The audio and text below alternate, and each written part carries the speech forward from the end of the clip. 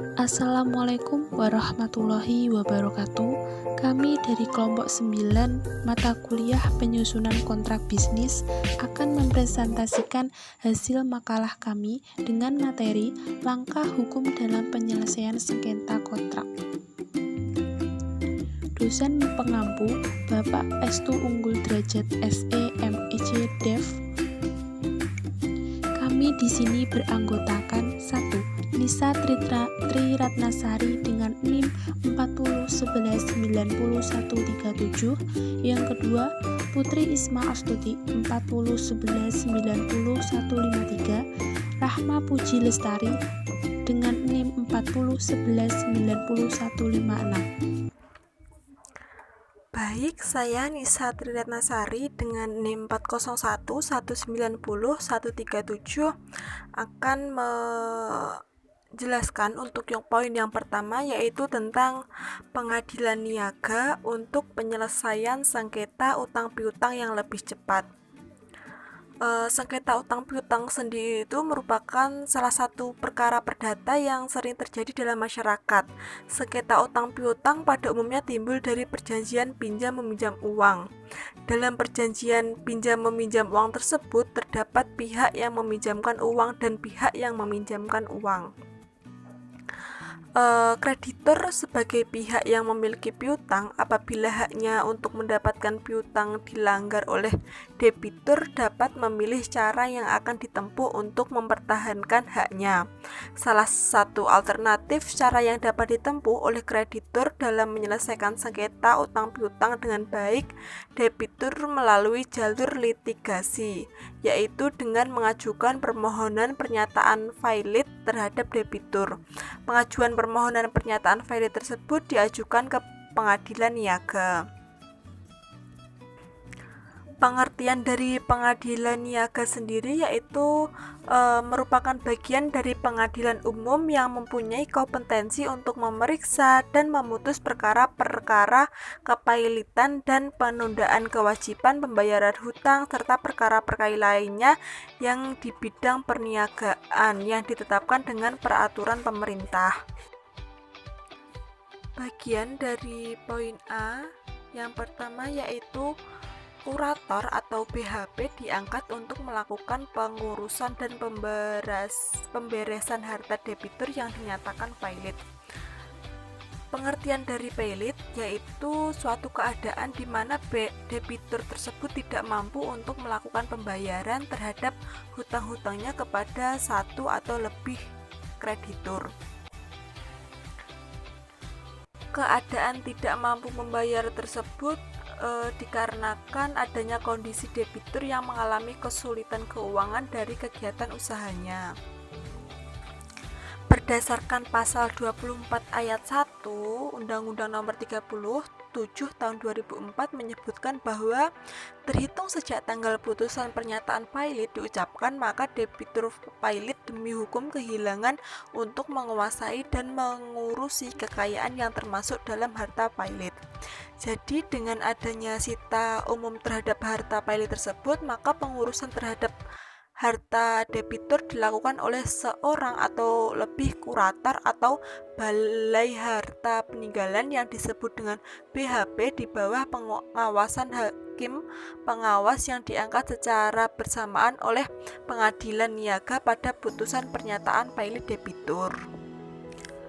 Untuk tugas kurator sendiri yang paling fundamental yaitu sebagaimana yang diatur dalam pasal 67 ayat 1 Undang-Undang Nomor 37 Tahun 2004 adalah untuk melakukan pengurusan dan pemberesan harta vailit. Dalam melakukan tugas tersebut, kurator memiliki visi utama yaitu mengambil keputusan yang terbaik untuk memaksimalisasikan nilai harta vailit. Berhubung tugas pengurusan dan pemberesan harta vailit berada di tangan kurator, dengan sendirinya kurator mempunyai tanggung jawab penuh dalam melakukan pengurusan dan pemberesan harta vailit.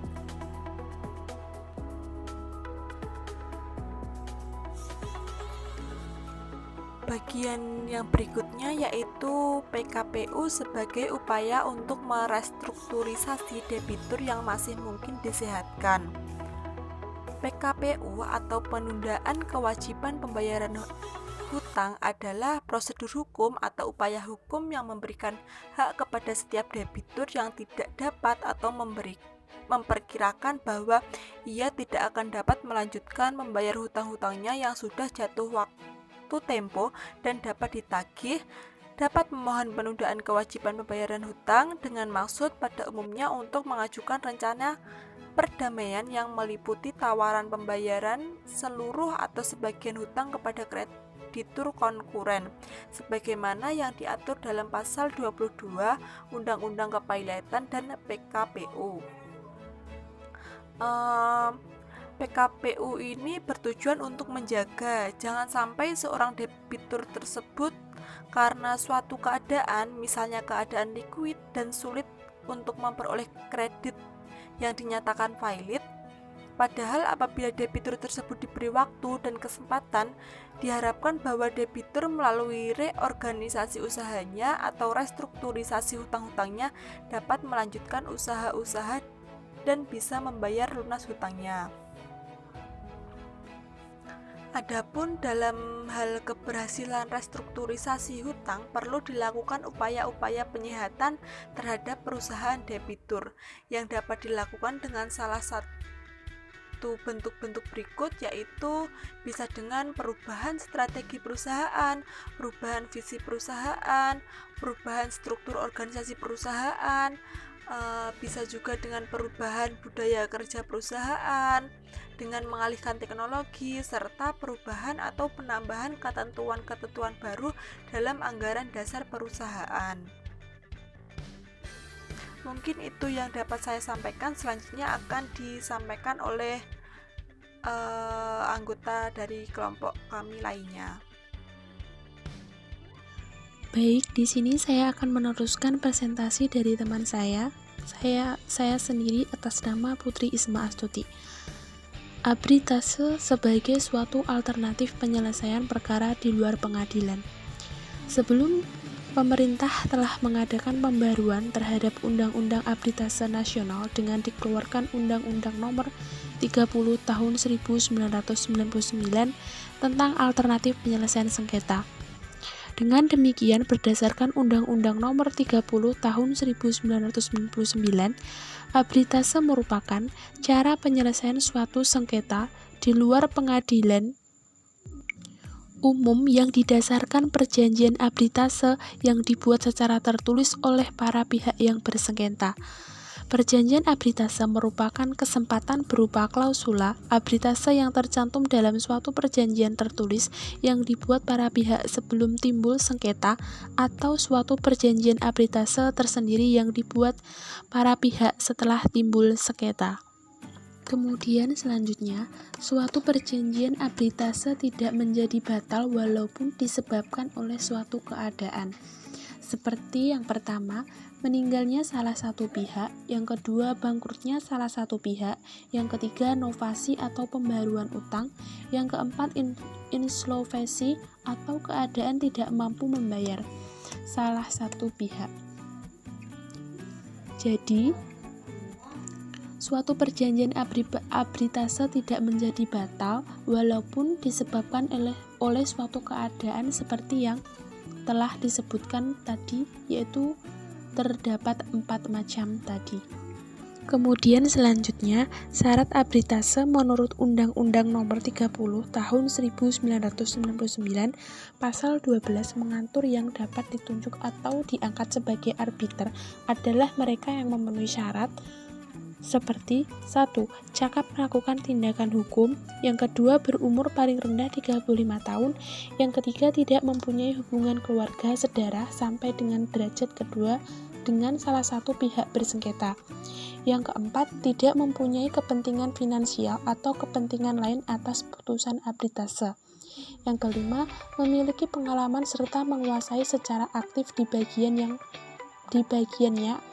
paling sedikit umur 15 tahun. Selanjutnya, pranata arbitrase memiliki beberapa kelebihan dibandingkan dengan pranata peradilan, yaitu 1. Dijaminnya sengketa para pihak, kedua, menghindari keterlambatan akibat prosedur administratif, Yang ketiga, para pihak dapat memilih arbiter yang memiliki pengetahuan, pengalaman jujur dan adil.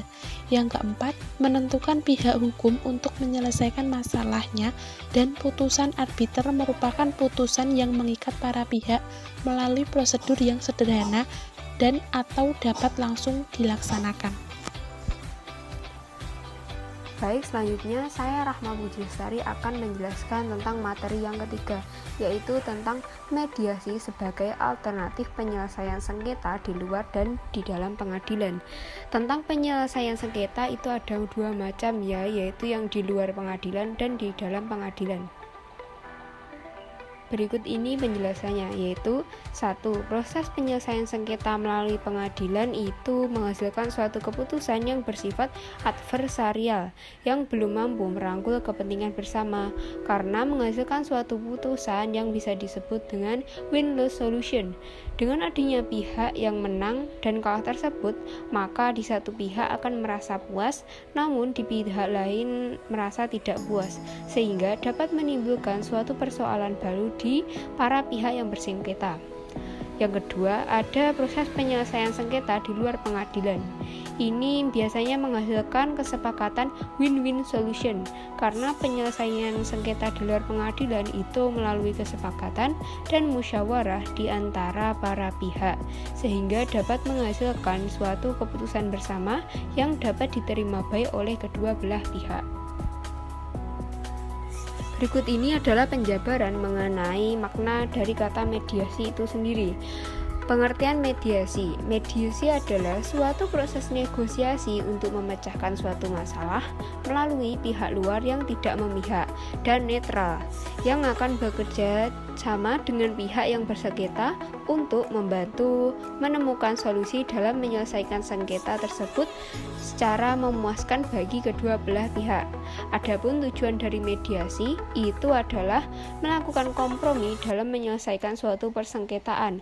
Mediasi adalah suatu proses yang bersifat pribadi, rahasia. Rahasia ini maksudnya tidak terekspor di luar, karena biasanya ini hanya diketahui oleh pihak-pihak yang ikut dalam persengketaan ini dan kooperatif dalam menyelesaikan masalahnya. Ada dua macam jenis mediasi, yaitu mediasi di luar pengadilan sebagai ADR di luar pengadilan dan mediasi dalam sengketa pengadilan negeri. Selanjutnya kita akan membahas mengenai mediasi sebagai ADR di luar pengadilan dan arbitrase. ADR ini sendiri memiliki kepanjangan Alternative Dispute Resolution. Ini merupakan istilah yang pertama kali muncul di negara Amerika Serikat akibat ketidakpuasan yang muncul karena penyelesaian sengketa melalui pengadilan itu memakan waktu yang cukup lama karena adanya penumpukan perkara di pengadilan, sehingga membuat biaya yang cukup besar serta keraguan masyarakat terhadap kemampuan hakim dalam menyelesaikan persoalan-persoalan yang bersifat rumit tersebut. Mediasi di luar pengadilan Indonesia itu dipayungi oleh Undang-Undang Nomor 30 Tahun 1999 tentang arbitrase dan alternatif penyelesaian sengketa. Hal ini dapat dilihat pada pasal 6. Kemudian dalam Peraturan Mahkamah Agung Nomor 1 Tahun 2008 juga memuat keterkaitan yang menghubungkan antara praktek mediasi di luar pengadilan yang menghasilkan kesepakatan di antara belah pihak yang bersengketa.